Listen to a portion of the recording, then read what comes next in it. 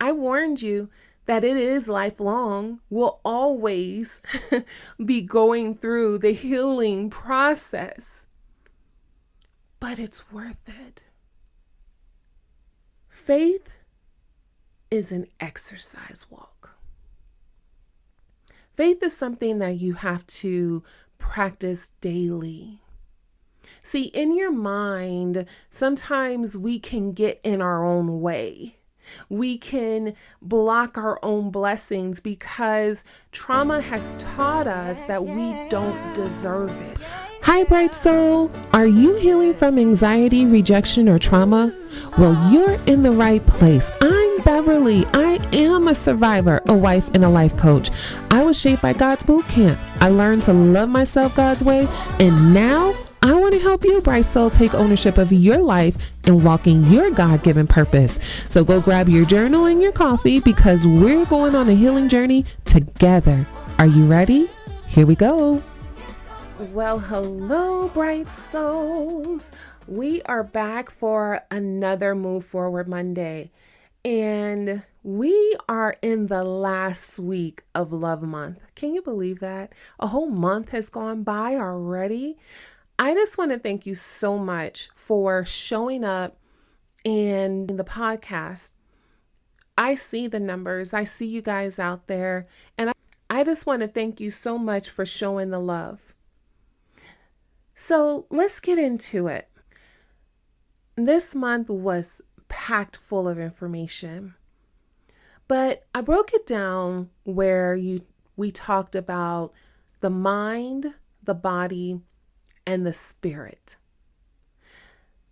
We learned that because the mind holds those in memory of our trauma, there's those emotional triggers and what to do about it.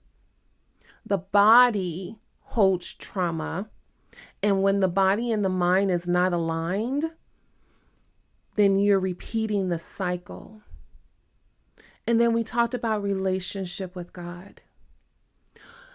The solution was bringing your mind into better perspective. That 10-day Rewire Your Mind challenge was just a soft touch to get you started in looking at things differently, looking at things the way God sees it.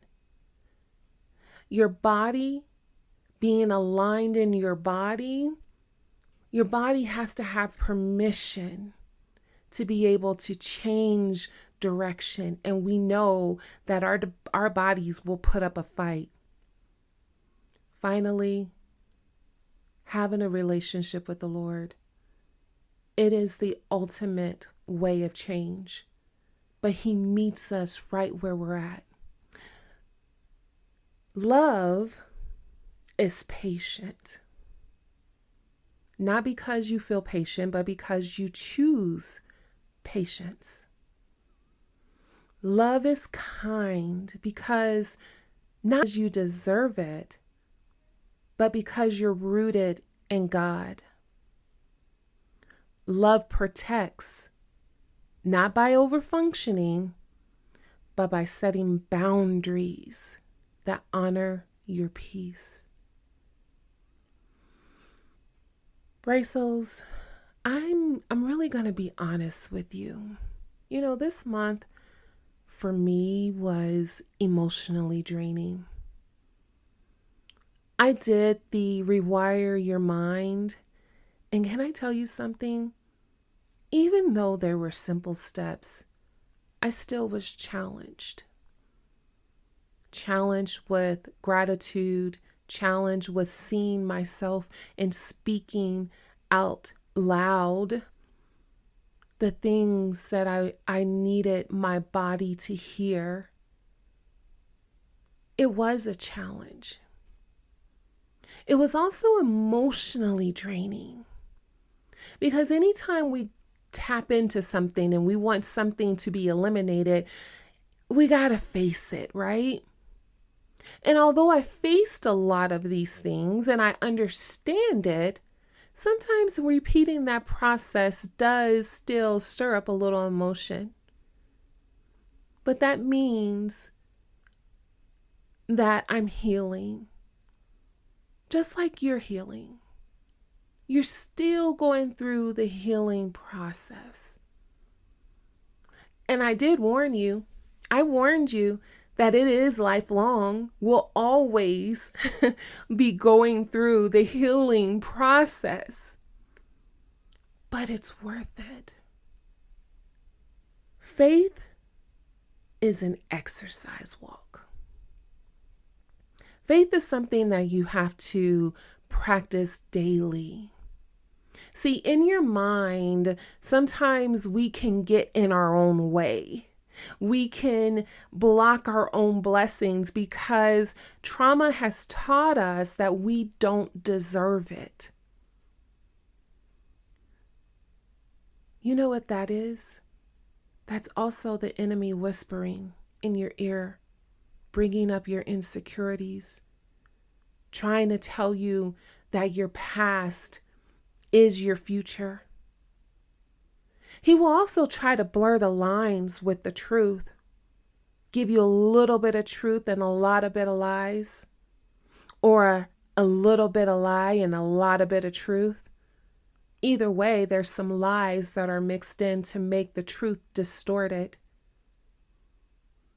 But when we follow Jesus, he said in John 14:6, I am the way and the truth and the life. No one comes to the Father except through me. He hides us in his truth, and we have to stand firm in it. It is so easy to get lost in our minds. It is so easy to be negative. It is so easy to doubt. It is easy to do that. But it takes practice to walk in faith and in truth. When we begin to understand love, we begin to accept truth. When we started off this month with the mind and taking the 10-day Rewire Your Mind challenge, that's something that is to be repeated. It's not a one-time thing. It's something that you constantly put into practice. They say if you practice something for 21 days, then it becomes habit. So you have to practice it until it becomes habit. Because if you don't practice it, you don't move forward. You don't move forward to loving yourself.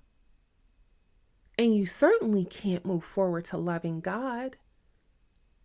You have to practice. And it starts with your mind. We have to create a safe place in our mind. So that means seeking the therapy, coaching, and also filling your mind with positive, God-filled words. Then we take care of our bodies. Taking care of our body helps to align our actions with our thinking. A body in motion is heading in the direction that the mind tells it. If we are heading in a positive direction, we give our bodies permission to feel safe and to go in that same direction. But if you're constantly being negative, being doubtful, saying negative things, thinking negatively, guess what your body's going to do? It's going to freeze. It's going to run. It's going to fight. And the war between the body and the mind, it is exhausting. Trust me, I know. So we have to learn how to align our mind, align our body, give our body permission to say, it's okay. I'm in a safe place. You know, my car accident, when I rolled off the highway 9 times, it really, really messed with my mind. And my body felt it. So, because I was stuck, my mind wanted to move, but my body was still fighting because it was still scared, because I really didn't deal with the problem. I had to do the right thing, and that was to seek therapy. So with the help of therapy and praying and constantly showing up for myself, whether that was a doctor's appointment, physical therapy, whatever it was, getting out of bed, I had to tell my body it was okay. And you know what? It's a process. Now that happened with one moment in time. You and I, we experienced childhood trauma, which happened over some time, maybe years. And so with years, guess what? It's gonna take some time to heal, but you got to show up for yourself. You gotta push through. You gotta change your thinking. It is a process. But once you get aligned, your confidence level goes up, your thoughts change, and your life starts to change. And when you start incorporating God into it, who gives you strength to do all things, you start feeling better. You start having hope. You start having purpose to wake up every day and move forward. Philippians 4:13, I can do all things through him who gives me strength. Paul says, I'm not saying this because I'm in need, for I have learned to be content wherever the circumstances. I know what it is to be in need, and I know what it is to have plenty. I have learned the secret of being content in any and every situation, whether fed or hungry, whether living in plenty or want. I can do all things through him who gives me strength. The only way we can receive strength from Christ is to have relationship with him. To have relationship with him, we must first believe he exists, Hebrews 11:6. Everyone knows John 3:16, but I want to read something to you out of the Message Bible. It's John 3, verse 10 through 18. Jesus said, you're a respected teacher of Israel, and you don't know these basics? Listen carefully. I'm speaking sober truth to you. I speak only of what I know by experience. I give witness only to what I have seen with my own eyes. There is nothing secondhand here, no hearsay. Yet instead of facing the evidence and accepting it, you procrastinate with questions. If I tell you things that are plain as the hand before your face and you don't believe me, what use is there in telling you of things you can't see? The things of God. No one has ever gone up into the presence of God except the one who came down from that presence, the Son of Man. In the same way that Moses lifted up the serpent in the desert so people could have something to see and then believe, it is necessary for the Son of Man to be lifted up, and everyone who looks up to him, trusting and expectant, will gain a real life, eternal life. This is how much God loved the world. He gave his Son. And this is why. so that no one need to be destroyed. By believing in him, anyone can have a whole and lasting life. God didn't go into all the trouble of sending his son merely to point an accusing finger, telling the world how bad it was. He came to help, to put the world right again. Anyone who trusts in him is acquitted. Anyone who refuses to trust him has long since been under the death sentence without knowing it. And why? Because of that person's failure to believe in the one-of-a-kind Son of God when introduced to him. I read the version because I couldn't put it any better. You have to believe. That's the starting point. That's the starting point of anything. Before you start speaking stuff into existence, people like to manifest, you have to believe that something is going to come from it. You have to believe in God so that he can help you and strengthen you through the process, and that he meets you right where you are. Going from victim to survivor and from survivor to owner requires work. But do you know what that work is called? Love. You love yourself. God not only requires that we love him and believe in him and acknowledge him, but he requires that you love your neighbors. And he also requires that we love ourselves. But here's the kicker of all of this. You get to choose. Bright souls, as we move forward into March and start digging a little deeper and talking about these trauma issues and our feelings and our emotions, we are going to have to make some choices. We can stay in the past, or we can move towards the future. You can grow, or you can stay the same. I believe you will find freedom if you just put in the extra work, put in the extra time, have a relationship with God, and let him meet you right where you are. Well, bright souls, that's my time.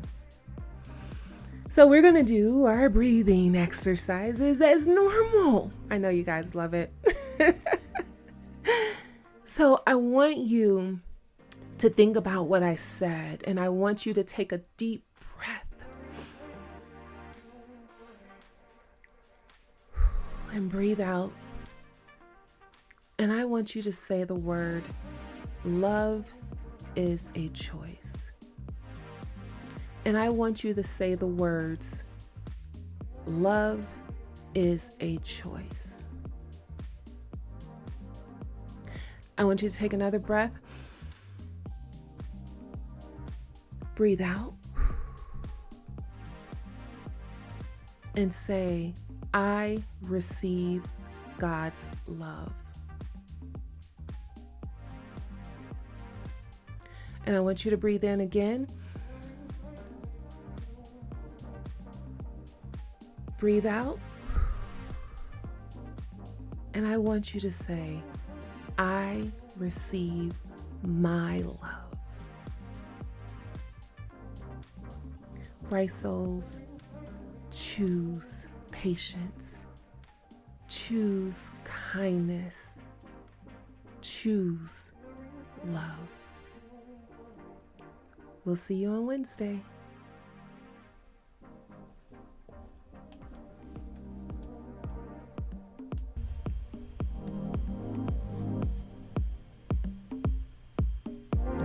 Hey, bright souls. I know today's episode was a deep one, and I truly hope it blessed your soul. If it did, please take a moment to leave a review. It helps the algorithm. It helps to reach more bright souls like you who really need it. Make sure you like, share, and subscribe to everything. And if you want to share your thoughts or ask any questions, you can always email me at 9crownsofgrace@gmail.com. Before you go, don't forget to grab your Bright Soul Journal to support your healing journey. Until next time, let your soul breathe.